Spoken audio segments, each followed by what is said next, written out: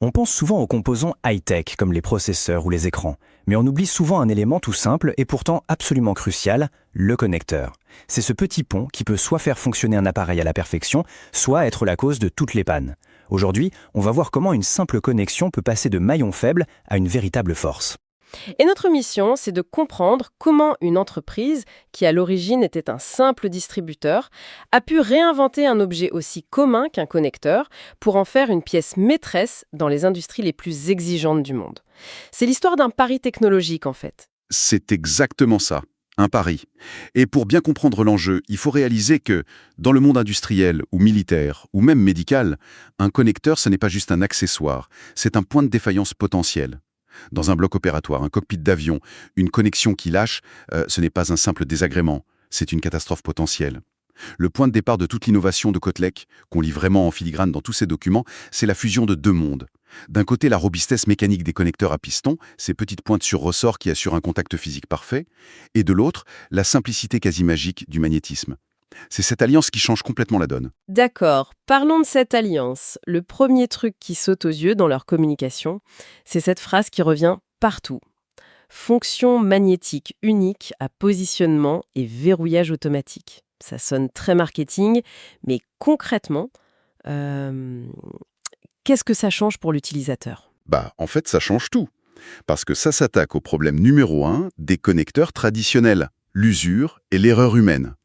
Un connecteur classique, qu'on clipse, qu'on visse, qu'on force un peu, à chaque manipulation, on crée une micro-usure.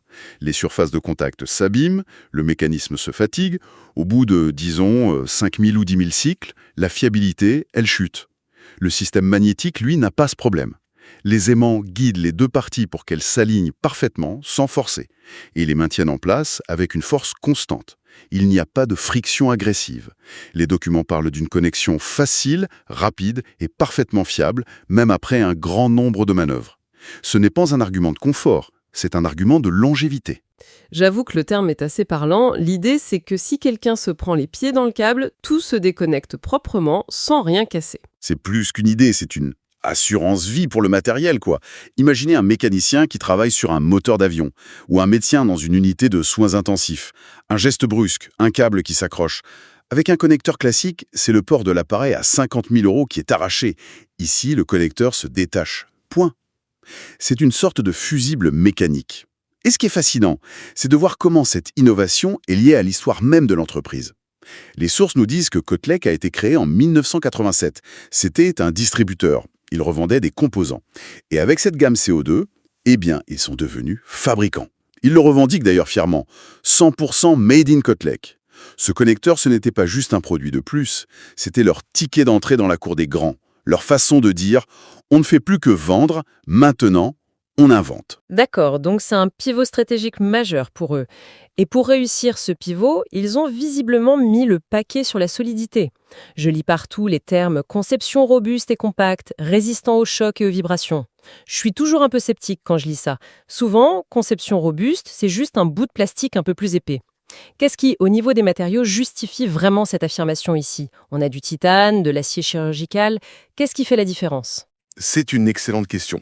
Parce que c'est là qu'on voit la différence entre le marketing et la vraie ingénierie. Et les fiches techniques sont incroyablement transparentes là-dessus. Oubliez le plastique de base. Le cœur du système, donc le corps du contact et le piston, c'est du laiton ou du beryllium cuivre. On abrège BQ.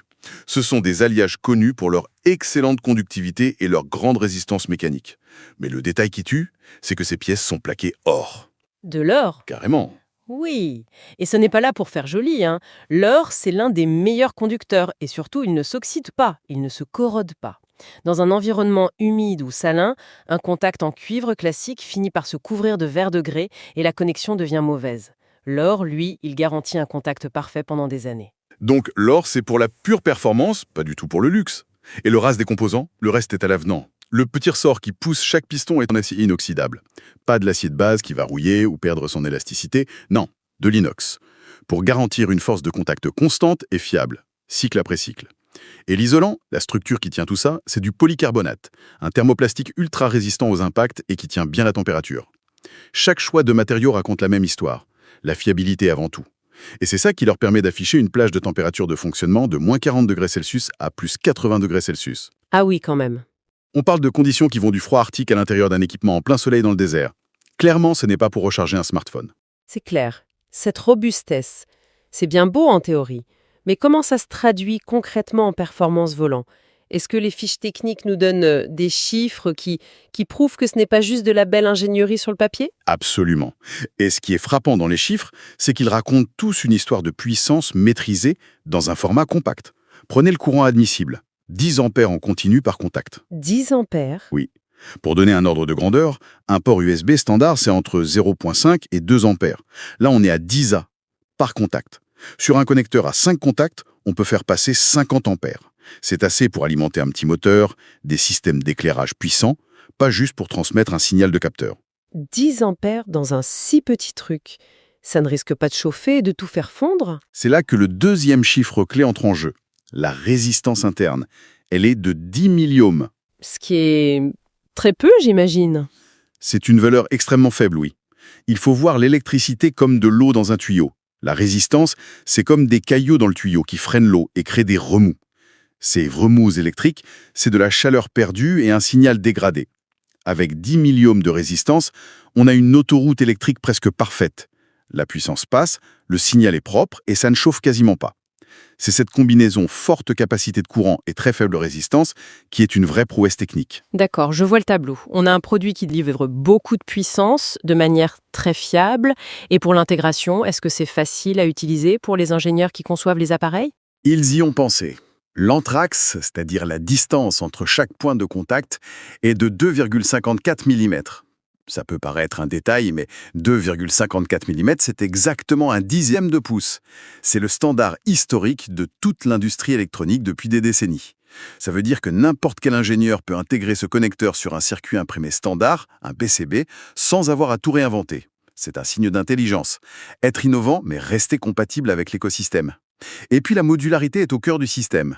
La nomenclature des produits, CO2XYZ MAG, le montre bien. On peut choisir la version P pour piston ou F pour fixe, le nombre de contacts Y de 2 à 5, et le type de montage ZZ, que ce soit pour souder sur un fil, sur un circuit imprimé en traversant ou en surface. Ce n'est pas un produit unique, c'est une véritable plateforme. Et justement, en parlant d'évolution, on voit un vrai tournant dans les documents les plus récents. Il coïncide avec l'arrivée d'une nouvelle direction en 2021, menée par Marielle Garcia et Bertrand Quérault. Quelque chose a clairement changé à ce moment-là. La première grosse annonce, c'est la certification IP68. Attendez, IP68, ça veut dire qu'on pourrait théoriquement laisser tomber un appareil avec ce connecteur au fond d'une piscine et le récupérer intact? C'est bien ça? Ça paraît fou pour un connecteur qui n'est même pas vissé. C'est exactement ça. Et c'est un changement de dimension pour le produit. IP78, c'est la norme de protection la plus élevée. Le 6 signifie qu'il est totalement étanche à la poussière, le 8 signifie qu'il est protégé contre une immersion prolongée dans l'eau. Avant cette certification, c'était un connecteur robuste. Maintenant, c'est un connecteur amphibie. Ça lui ouvre des marchés complètement nouveaux. L'équipement marin, les technologies agricoles, les dispositifs de suivi en extérieur, tout ce qui doit fonctionner sous la pluie, dans la boue ou même sous l'eau. C'est une évolution majeure. Et ce n'est pas la seule.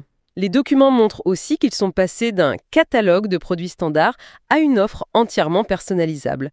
Donc, ils ne vendent plus seulement le composant, mais une solution complète. Précisément. Et ça, c'est le signe d'une grande maturité stratégique. On lit entre les lignes une transformation de l'entreprise. Avant, l'ingénieur client achetait le connecteur standard et se débrouillait pour l'intégrer. Maintenant, Cotelec dit « Donnez-nous votre cahier des charges, décrivez-nous votre besoin, et on vous conçoit la solution complète. » Ça peut être le connecteur surmoulé dans une poignée en plastique spécifique, avec une longueur de câble précise. Ils ne vendent plus un composant, ils vendent une fonction, une solution clé en main. C'est le passage d'une culture produit très technique à une culture marché orientée client. Et ce changement coïncide pile avec l'arrivée de la nouvelle direction.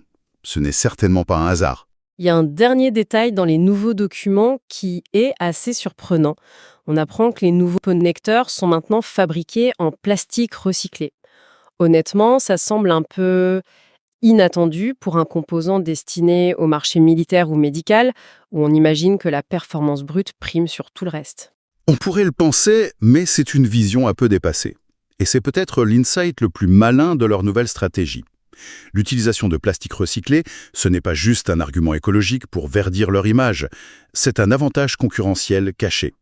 Aujourd'hui, dans les grands appels d'offres publics, que ce soit pour des contrats militaires, des infrastructures, des équipements médicaux, les critères RSE, responsabilité sociétale des entreprises, sont de plus en plus importants. Ils peuvent représenter 10, 15, 20% de la note finale. Une entreprise qui peut prouver qu'elle utilise des matériaux recyclés, qu'elle a une chaîne d'approvisionnement durable, elle gagne des points.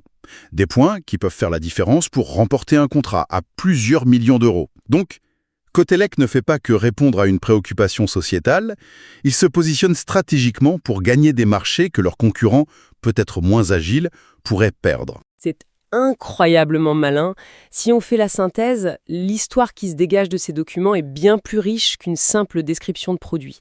On a un composant qui part d'une idée brillante, combiner la fiabilité des pistons avec la simplicité du magnétisme, qui se blinde ensuite pour les environnements les plus hostiles avec des matériaux sans compromis, puis qui atteint un nouveau palier de robustesse avec l'étanchéité IP68, tout en devenant une plateforme flexible et personnalisable. Exactement. C'est la trajectoire d'un produit qui mûrit en même temps que son entreprise. On passe d'une innovation d'ingénieur pur à une solution de marché complète et stratégique.